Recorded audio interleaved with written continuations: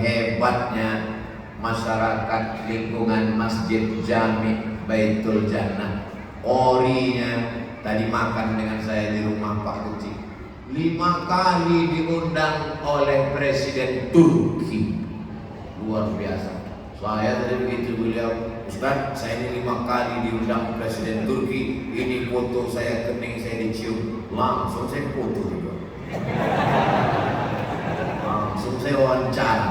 Gimana ceritanya Pak Imam bisa diundang oleh Presiden Turki sampai 5 kali? Awalnya saya musabaqah Pak Ustaz, habis itu menang. Seluruh qori di dunia diundang. Dari Mesir ada, dari Suriah ada, dari Maroko ada. Tapi yang menang juara 1 orang Indonesia dari Namro, Aceh, Darussalam. Bangga teman-teman. Jadi kalau saya lah nanti jalan-jalan ke Turki ditanya sama orang Turki, dari Indonesia, where are you come from? Indonesia. Do you know our qori? Kenal ente qori yang baca Quran? Ya, saya ambil foto ini. Ente orang Aceh? Ya, sering lah ke Aceh.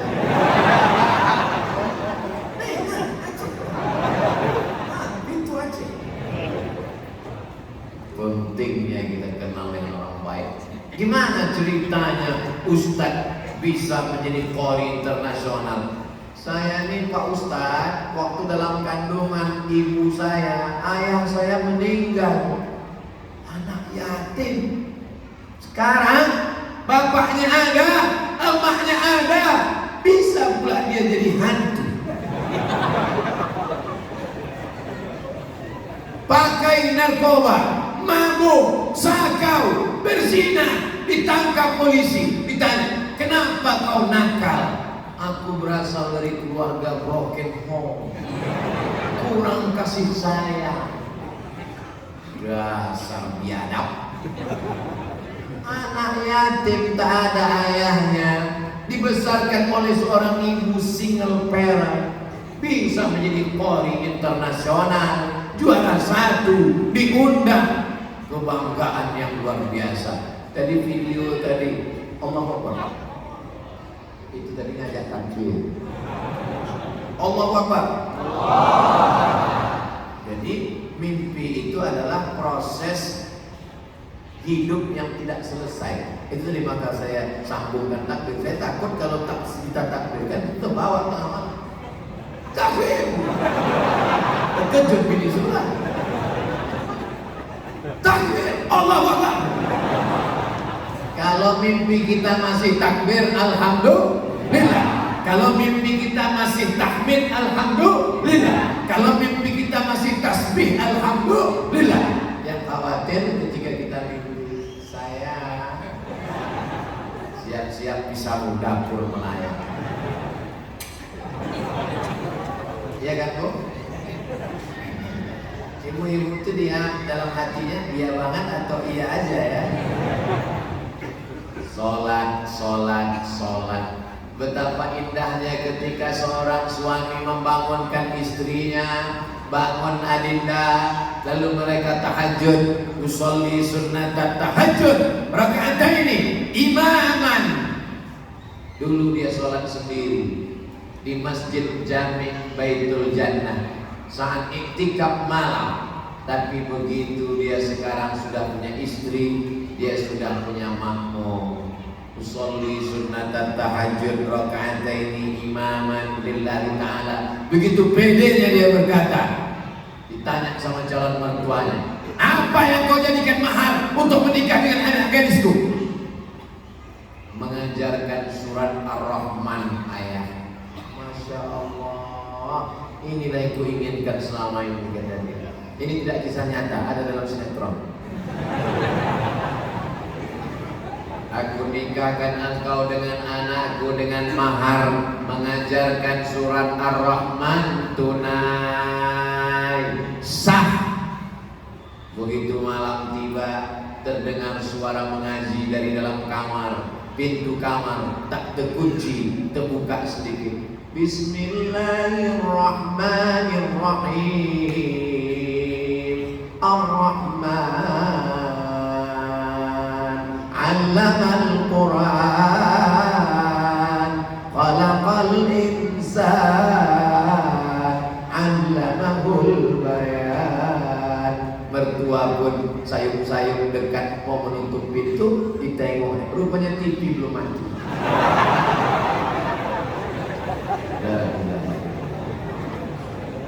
Ya Allah, jadikan menantu-menantu kami para qori penghafal Quran.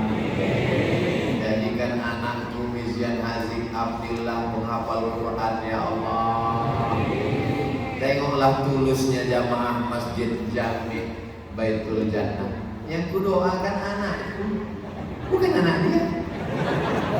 Anakku kudoakan, kusebut namanya. Mereka semua dengan tulusnya berkata amin, bersih hatinya. Tak ada dia bertanya-tanya, ya Allah jadikanlah anakku Mizian Haziq Abdillah jadi penghafal Quran. Tak ada dia komplain, anak kami Ustaz. Tak ada. Kenapa mereka mengaminkan? Karena mereka tahu kalau kita doakan, maka malaikat pun mendoakan yang sama. Ketika jamaah mengatakan amin, maka apa kata malaikat? Kau mendapatkan yang sama seperti yang kau aminkan doa Abdul Somad. Semua anak-anak kita menjadi penghafal Quran, insyaallah. Anak yang mestinya main handphone, yang mestinya nonton TV, yang mestinya main warnet, tapi malam ini digendong, dibawa. Tuh bapak menggendong anak, tuh ibu menggendong anak. Ya Allah, ibu bapak yang membawa anak demi dapat barokah, selamatkan anak-anak ini dari narkoba, ya Allah. Jauhkan anak ini dari zina, ya Allah. Jadikan anak-anak ini menghafal Quran, ya Allah. Ketika kami nanti mati menghadap mereka, bangun di tengah malam berkata, Rabbi firli wali walidayya warhamhuma kama rabbayani. Tak ada lagi yang kita harapkan bisa setelah kita mati, habis. Nama besar hilang, Al-Mukarram Tengku Haji Abdul Somad hilang. Yang kekal abadi hanyalah amal-amal soleh kita. Yang dulu lupa mendidik anaknya akan diminta tanggung jawab di hadapan Allah. Nanti kumpulkan anak-anak, bawa mereka ke rumah, undang makan, kasih tahu, aku dulu jahil, tak paham agama, aku takut dituntut Allah. Sholat kalian pakai jilbab panjang, bawa keluarga kalian ke masjid, karena aku nanti akan dituntut di hadapan Allah. Latus alunna yauma idzin 'anil na'im. Yang belum menikah, pilihlah calon istri yang sholat. Jangan karena nanti kalau kau cari dia karena TikToknya, waktu kau mati pun di TikTokkan ya kau. Sedang hamil pun melompat-lompat dia TikTok. Lahir anak TikTok. Tapi kan TikTok ada yang baik Pak Ustaz, ada yang nasihat Pak Ustaz. Betul, yang baik tak kita bahas. Mudah-mudahan kita membahas yang tak baik ini supaya kita selamat dari yang munkar. Sampai akhirnya orang yang tak mau ke masjid, orang yang hatinya keras, orang yang angkuh dan sombong dibawa juga ke masjid, tapi tidak di sini tempatnya, diletakkan di samping. Setelah salam, barulah imam mengumumkan kepada jenazah disilakan maju ke depan. Tak pula bisa berjalan. Kalau dia berjalan lari kita semua. Dipikul. Tidak di sini tempatnya, karena ini tempat makmum. Imam baik, yang dulu mengejek, yang dulu tak mau ke masjid, yang dulu sombong, yang dulu angkuh, karena kaya, karena berkuasa, karena ganteng, diletakkan jenazahnya di depan imam, bukan di belakang imam, depan imam. Dulu takbir sekali untuk dia 4 kali. Allahu Akbar, Bismillahirrahmanirrahim, Alhamdulillahirabbil alamin, dan seterusnya.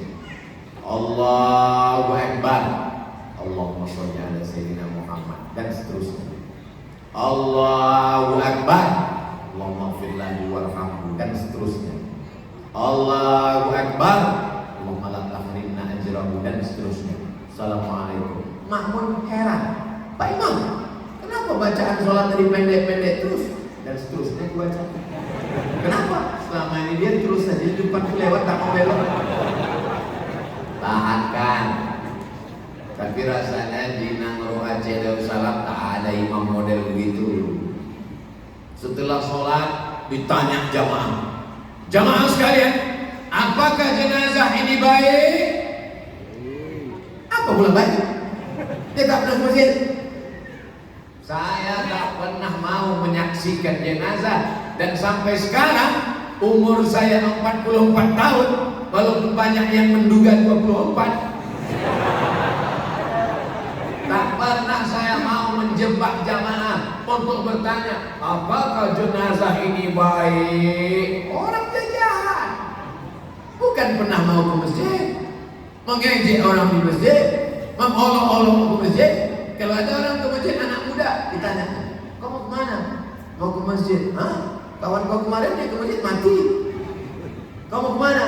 Mau ke masjid. Mimpi apa kau tadi malam? Mau kemana? Mau ke masjid. Dunia mau kiamat kan? Pada akhirnya orang yang mengejek ini juga Mimda tema taya bawati, mampus. Mati kita menghadap Allah. Mana yang disombongkan, mana yang diangkuhkan. Rumah yang besar diangkuhkan, dijual, dibagi-bagi oleh ahli waris.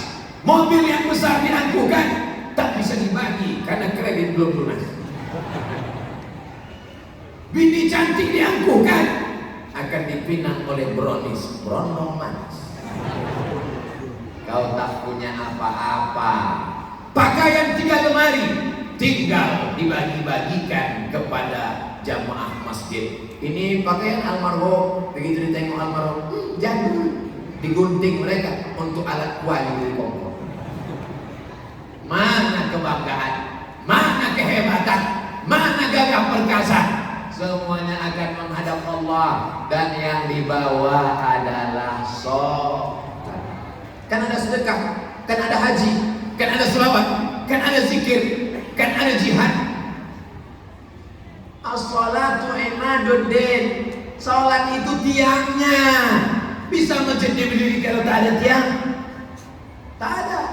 Maka orang yang tak salat, semua amalnya tumbang karena tidak ada tiang. Kubah yang cantik jatuh, dinding yang hebat roboh, lampu yang bagus hilang karena tiang. Nanti mudah-mudahan habis Covid kita bisa umrah. Amin. Sholat di Taman Raudhah. Amin. Tengok nanti di Taman Raudhah, mihrab tetap Nabi jadi imam.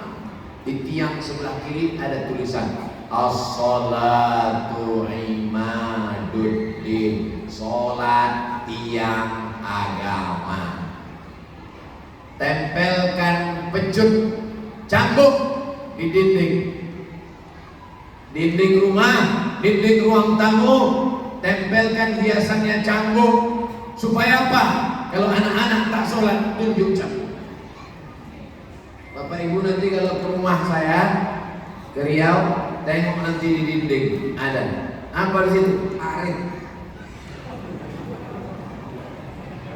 Cambuk sebelah kanan, Arif sebelah kiri. Cambuk sama Arif dikasih sama orang Madura. Jamaah Madura tahun 2019 saya ke sana, dikasih mereka, saya tempel di dinding. Untung tak saya tempel yang dari Aceh, rencong. Yang rencong saya tempel di atas. Yang di ruang tamu saya tempel campur sama Arif, supaya orang anak-anak kalau tak sholat tengok. Bukan mau mematahkan tulang mereka, bukan mau. Jangan anak karena tak sholat ditarik telinganya sampai lepas. Nanti setelah besar dia jadi pejabat, ditanya sama anak buahnya, Pak, telinga bapak mana? Dicabut emak dulu.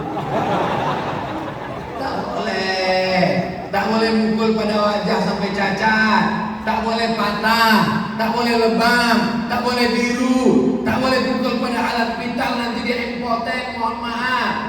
Jadi memukulnya itu pun hati-hati. Mentang-mentang boleh mukul, dipukulnya anak setengah mati. Pas ditanya, kenapa ibu pukul? Aku sakit hati sama bapaknya. Tak bisa begitu. Memberikan efek jerah, tapi dengan kelembutan yang baik. Anak-anak disuruh sholat. Tak ada gunanya umur kau panjang, nah kalau kau tak sholat, walaupun hidup. Kau tak boleh, di masjid tak boleh minum. Kalau di luar, 3 album kita selesaikan. Jamaah yang dimuliakan Allah Subhanahu wa Ta'ala. Salatullah, salamullah ala Taha Rasulillah. Salatullah, salamullah ala Yasin Habibillah.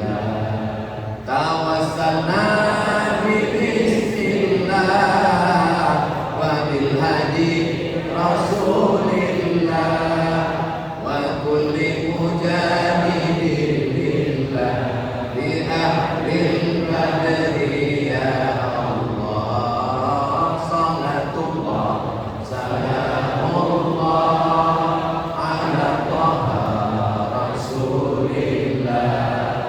Salatullah, salamullah ala Yasin Habibillah. Tawassalna bismillah wa bil hadi Rasulillah wa kulli mujahidin billah bi ahlil badri ya Allah. Kami perempuan Pak Ustaz, perempuan boleh tak sholat ke masjid Jami' Baitul Jannah? Boleh. Tapi katanya dalam hadis lebih baik dalam rumah, lebih baik dalam kamar, lebih baik dalam tempat yang sempit. Itu kalau menimbulkan fitnah. Kalau ada fitnah di Israel, Palestina sedang dijajah Yahudi, tak boleh perempuan sholat ke masjid, nanti ditangkap tentara Israel. Tapi di Nauru Aceh Darussalam, negeri yang aman, ada tentara Israel di luar? Tak ada, aman.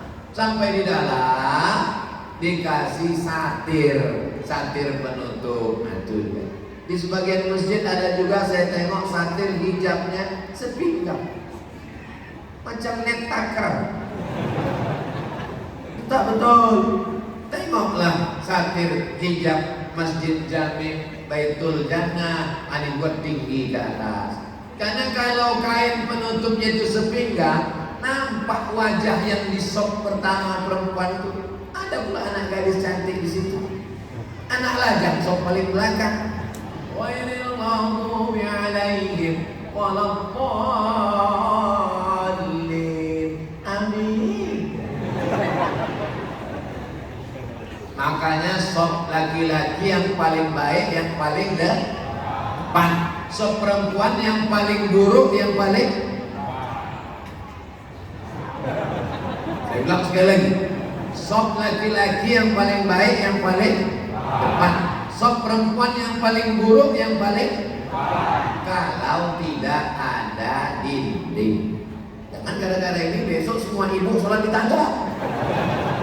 Kalau tak ada dinding, kalau tak ada kain, kalau tak ada penghalang, sop yang paling baik bagi perempuan adalah paling belakang, karena dia yang paling jauh dengan laki-laki. Tapi kalau ada kain penutup, tapi kalau laki-laki penuh semua di bawah, maka perempuan naik ke atas. Kenapa perempuan pakai peci?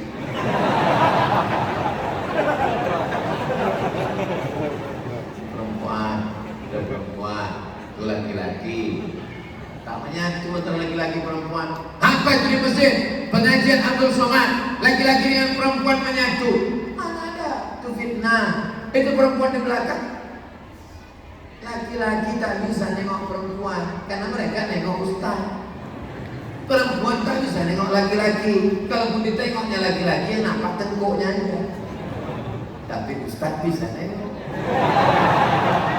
Aku Aku nih udah tua, tak nampak.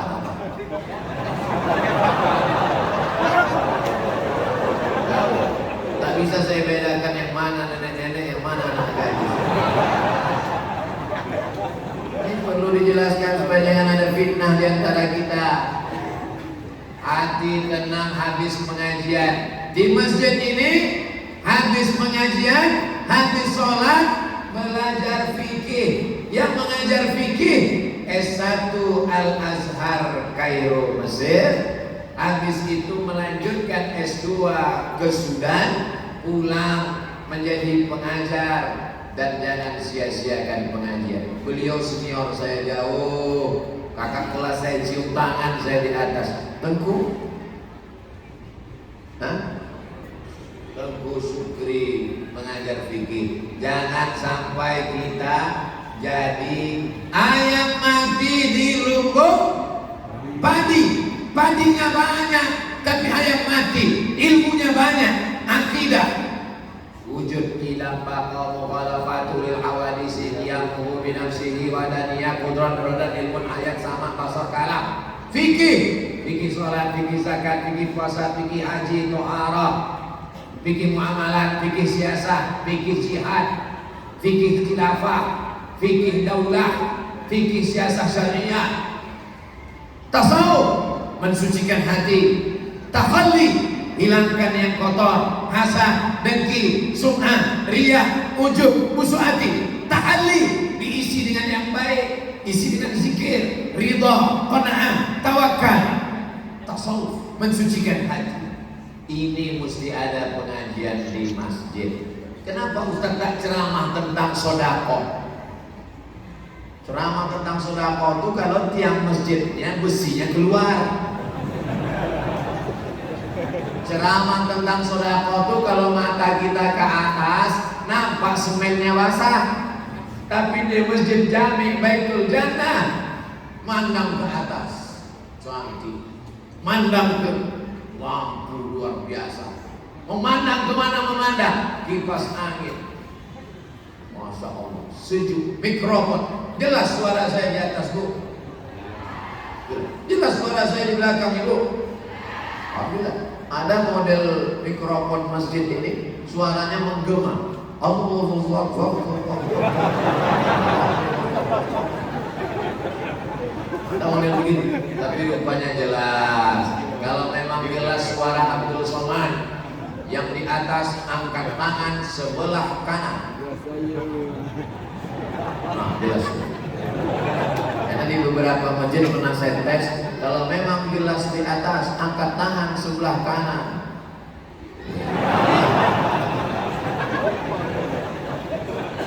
Dimuliakan Allah Subhanahu wa taala.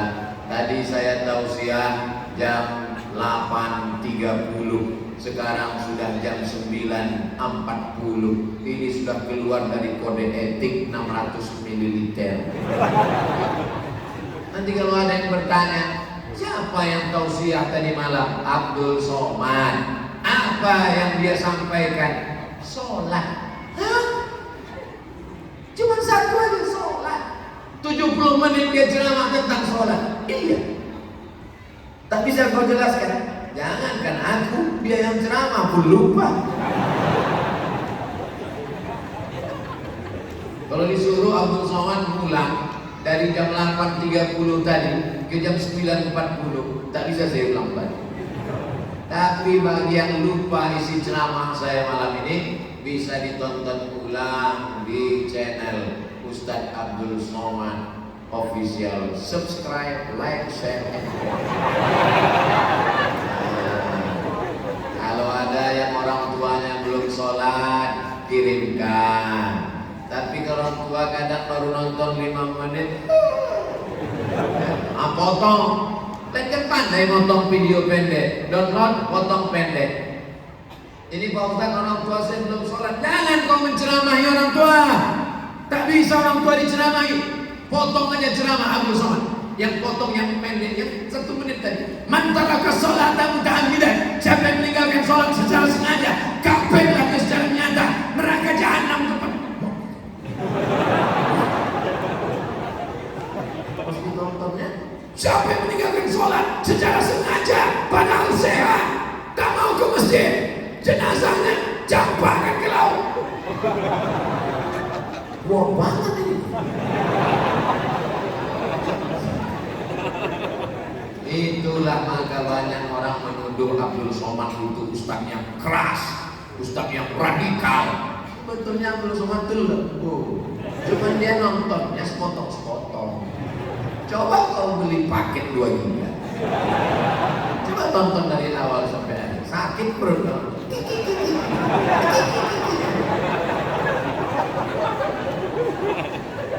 Serba salah.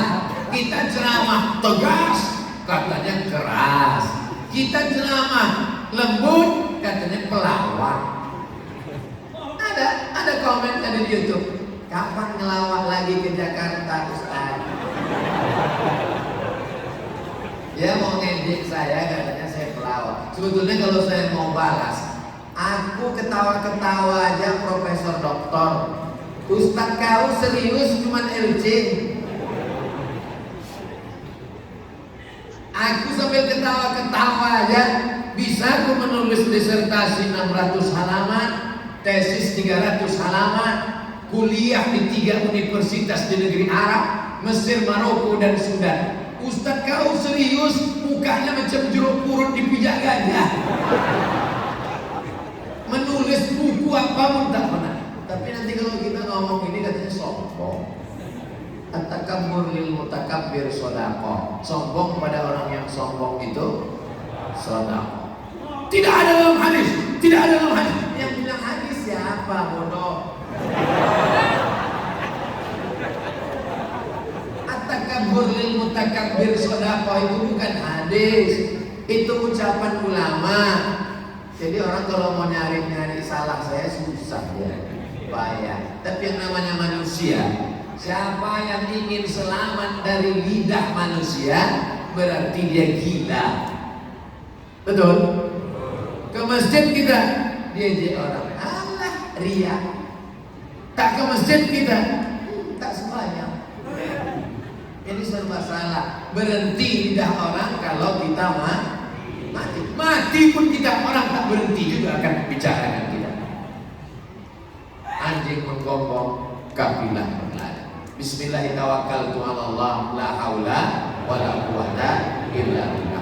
Mudah-mudahan anak cucu kita semuanya sholat, istiqomah. Yang sudah sholat tapi belum ke masjid, selesai tausiah ini berubah jadi sholat ke masjid. Yang sudah sholat ke masjid, mudah-mudahan istiqomah sampai mati, sampai hari kiamat anak cucunya orang yang memakmurkan masjid. Maka kita minta kepada Allah di akhir majelis ini dengan membaca surat yang membukakan pintu hati. Pintu rezeki tertutup, baca surat ini. Pintu jodoh tertutup, baca surat ini. Pintu zuriat tertutup, baca surat ini. Namanya surat pembuka. Itulah dia surat Al-Fatihah. Ala hazihin niyat, untuk yang baik-baik ini Al-Fatihah. Warahmatullah. A'udzubillahi minasyaitonir rajim. Bismillahirrahmanirrahim. Alhamdulillahi rabbil alamin. Arrahmanir rahim. Maliki yaumiddin. Iyyaka na'budu wa iyyaka nasta'in. Ihdinas siratal mustaqim. Siratal ladzina an'amta 'alaihim ghairil maghdubi 'alaihim waladdallin. Allahumma shalli 'ala sayyidina Muhammad wa 'ala ali sayyidina Muhammad. Ya muqallibal qulub, Engkau yang membolak-balikkan hati, sabbit qulubana, kokohkan hati kami ala dinik, dalam agamamu ya Allah, wa ala ta'atik, dalam ketaatanmu ya Allah. Allahumma a'inna, tolong kami ala zikrika, supaya hati kami berzikir mengingatmu, wa syukrika, selalu bersyukur kepadamu, wa husni ibadatik, selalu beribadah dengan ibadah yang terbaik.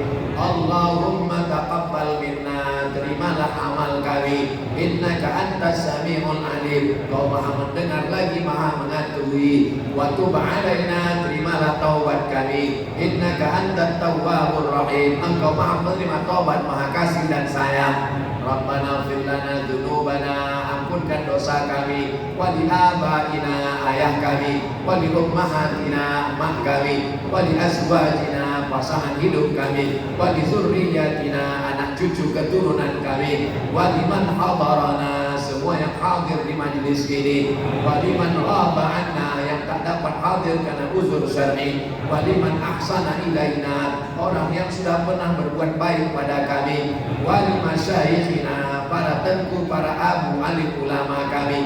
Allahumma ja'alna min muqimis shalah, jadikan kami orang yang menegakkan salat, wa min dzurriyyatina sampai anak cucu keturunan kami. Rabbana wa taqabbal du'a. Allahumma dafa'anna al-wala wal waba wal fahsya wal riba wazina wal munkar. Selamatkanlah anak cucu anak muda kami dari malapetaka, bencana, riba, zina, narkoba, perbuatan keji dan mungkar ya arhamar rahimin. Allahumma la tada' lana fi maqamina hadha wa fi sa'atina hadhihi dhanban illa ghafartah wa la 'aiban illa satartah. Segala aib cacat kami di masa lalu tutupilah ya Allah. Wa la maridan illa syafaitah. Saudara kami yang sakit-sakit angkat penyakitnya, sehatkan ya Allah. Wa la mayyitan illa rahimtah. Yang meninggal dunia lapangkan kuburnya, jauhkan dari azab ya Allah. Wala raghiban illa anjabtah. Yang ingin punya anak berikan anak yang soleh dan solehah. Wala musafiran illa wasaltah. Yang musafir sampaikan ke tujuannya dengan selamat ya Allah. Wala hajatan min hawaijid dunya wal akhirati laka ridha wa lana fiha salah illa qadaitaha wa yassartaha. Segala hajat dunia hajat akhirat baik bagi kami dan engkau ridha, mudahkan dan tunaikanlah ya Allah. Allahumma aftah lana abwabar rizqi, bukakan untuk kami pintu-pintu rezeki ya Allah. Allahumma rzuqna rizqan halalan thayyiban mubarakan fi. Berikan kami rezeki yang halal barakah supaya kami bisa berwakaf, berzakat, berinfak dan bersedekah. Rabbana atina fid dunya hasanah wa fil akhirati hasanah wa qina adzabannar. Wa sallallahu ala sayyidina Muhammad wa ala alihi wa sahbihi wasallam. Walhamdulillahi rabbil alamin. Taqabbalallahu minkum.